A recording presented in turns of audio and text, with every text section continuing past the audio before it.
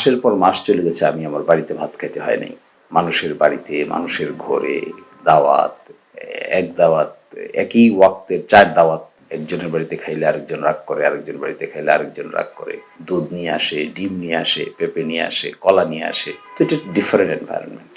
ইলেকশনটা শুধু আমার কাছে রাজনৈতিক কর্মকাণ্ড ছিল না, আমার কাছে ইলেকশনটা ছিল মানুষ চিনার একটা মাধ্যম, মানুষের কাছে যাওয়ার একটা তরিকা।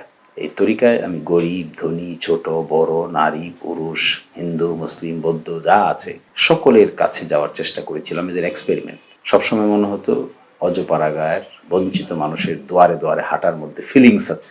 এটা শুধুমাত্র ভোট চাওয়া নয়, এটা গভীর মমত্ব বোধের ব্যাপার। ওই জায়গা থেকে আমার সঙ্গে তাদের এক সম্পর্ক তৈরি হয়েছে।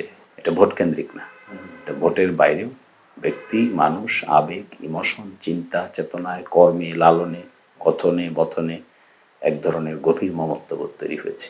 এটা খুব দ্রুত দূর হবে না, গভীর হবে। আমি একটা গ্রামের উঠান বৈঠকে বলেছিলাম যে আমি একবারই করতে চাই, আপনারা আমাকে সমর্থন করেন, আমি আর করব না। এটা বলেছিলাম, আমি বলেছিলাম একটা প্রেক্ষাপটে যে আমি সারা জীবনেই যখন যে অর্গানাইজেশন, যে অ্যাসোসিয়েশন, যে স্টুডেন্ট অর্গানাইজেশনের দায়িত্ব পালন করেছি, আমি সবসময় চাইতাম বিকল্প নেতৃত্ব গড়ে উঠুক। আমি কতক্ষণ থাকবো, আমি কতক্ষণই একটা চেয়ার ধরে রাখবো। সারা জীবনেও আমি কোনো চেয়ারে দীর্ঘক্ষণ বসতে চাইনি। সাথে সাথে আরেকজন লোক, আরো গ্রুপ অফ পিপলকে তৈরি করার চেষ্টা করেছি।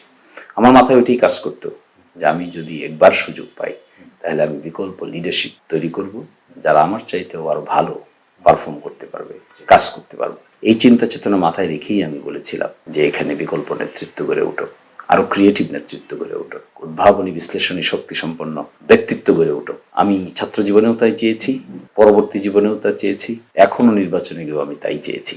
আমি যে কথাটা বলেছিলাম তার প্রেক্ষাপট এটাই ছিল।